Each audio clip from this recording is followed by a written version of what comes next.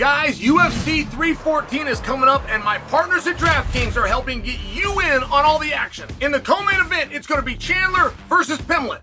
In the main event for the World Championship, Volkanovski taking on Lopez.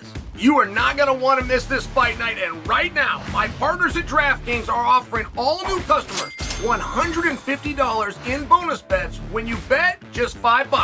Download the DraftKings app right now. When you sign up, use the code SONNEN.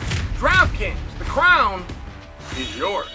Use your $150 at DraftKings same-game parlays for a shot at an even bigger payout. Combine multiple bets together from the same fight. Love the thrill of live betting? DraftKings has got you covered. Bet live on in-progress fights as they happen, which makes watching the fights that much more exciting. If sports betting is not yet available in your state, don't worry. You can still join in on all the fun with DraftKings Pick 6 with a shot at cash prizes. Download the DraftKings Sportsbook app right now. New customers use my code SONNEN. Bet just $5 on any wager and get $150 in bonus bets instantly. That's promo code SONNEN, only at DraftKings Sportsbook.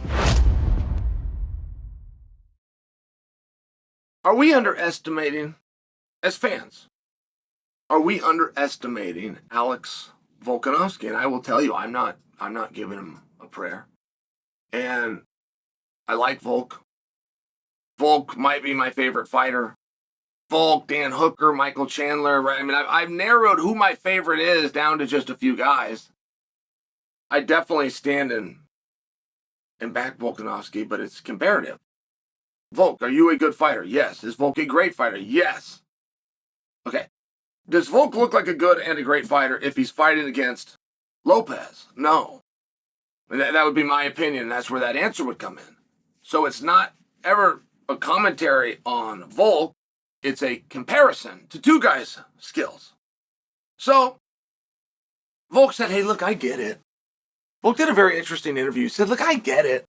Coming off 2 losses, and I'm not as young as I once was, but I'm still the guy. I can beat anybody. And if you look at those losses, and you look at the schedule, and you look at some of the circumstance going around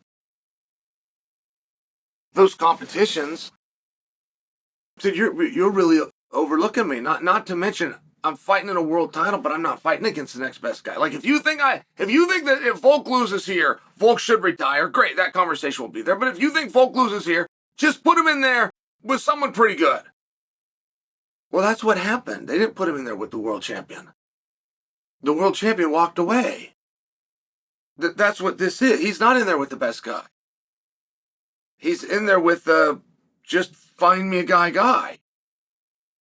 We could call this a world title fight, but it's also just a good, hard match that happens to have a belt up. So it's not as though all of the pressure in the world is on Volk or it is on Lopez.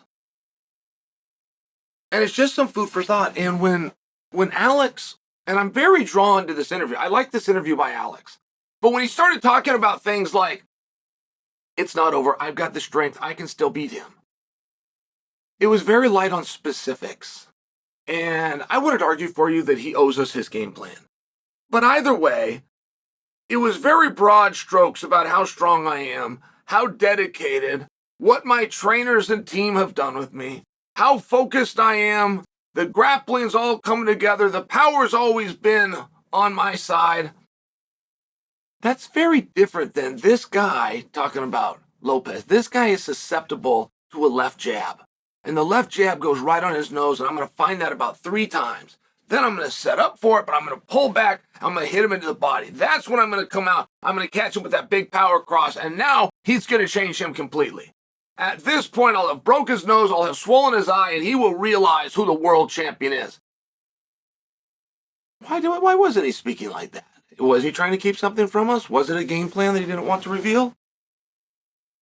Or were those things that he hasn't had success with? He didn't have success with those things. What is he practicing in the grassland room? In the practice room? Is he working on the wrestling?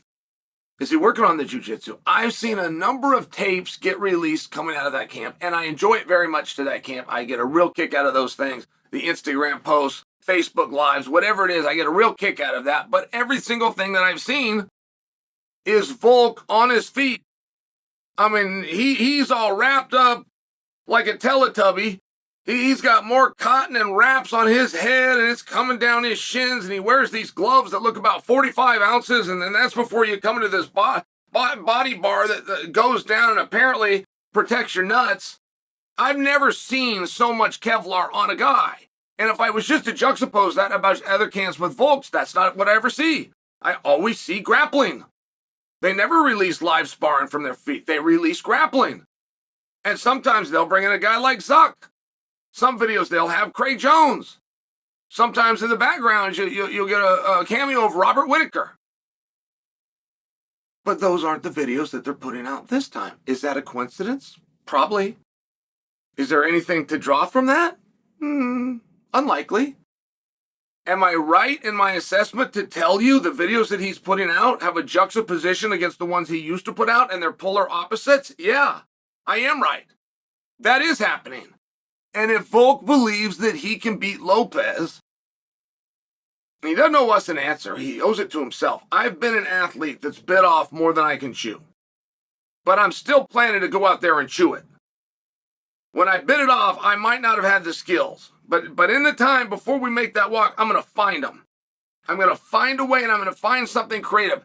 Has Volk found it yet? Because if he has, he's not telling us. And if Volk's got his head on his pillow at night, and he's staring up at that ceiling with his eyes wide open, looking through the sky, the cloud, the stars, hoping to talk to God, like every other fighter does where they're bragging and please God, like me more. If he's doing that, he's going to have to put those ideas together, and just being good, or just being as good as I once was, or still having it, or my chin not being susceptible, are not ways to beat Diego Lopez. Offense is going to beat Diego Lopez. Putting Diego Lopez in a position that he doesn't want to be in and keeping him there against his will, that will help you beat Diego Lopez. Taking these dick beaters, holding them up, closing them up nice and tight, and throwing them in the direction of Diego Lopez is how you will beat Diego Lopez. Thinking about it, feeling it, felt good a month ago, felt good 3 months ago, slept right, had a good diet, all are words of losers.